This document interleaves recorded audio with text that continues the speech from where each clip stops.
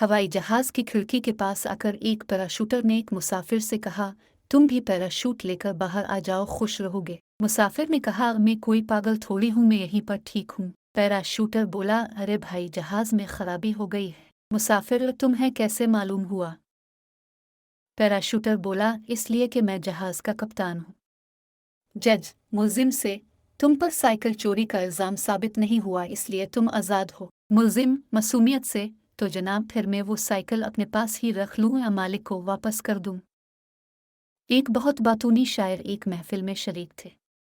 खाने के बाद मेहमानों को बारी बारी पान पेश किया गया।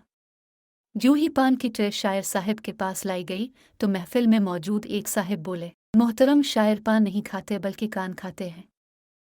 माँ बच्चे को स्कूल दाखिल करवाने गई तो रास्ते में बच्चे से कहा कि टीचर की हर बात का जवाब मिठास के साथ देना। टीचर, आपका नाम? बच्चा, लड्डू। टीचर, आपके अम्मी अबू और बहन भाई के नाम? बच्चा, अबू का नाम गुलाब जामुन, अम्मी का बर्फी, बहन का जलेबी और भाई का रसगुल्ला। टीचर हैरान होते हुए, आप रहते किधर हो? बच्चा, मिठाई के डब्बे में। एक आदमी बाग में छोटे से दायरे में जॉगिंग कर रहा था। हर चक्कर के दौरान उसे जमीन पर 5 का सिक्का नजर आता। वो खुश होकर सिक्का उठाता और अपनी जेब में रख लेता। कई चक्रों के बाद इसने सोचा कि हाथ जेब में डालकर देखना चाहिए कि कितने सिक्के जेब में जमा हो गए हैं।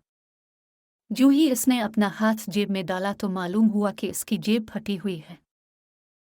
मज़ीद वीडियोज़ देखने के लिए चैनल सब्सक्राइब कर ले। शुक्रिया।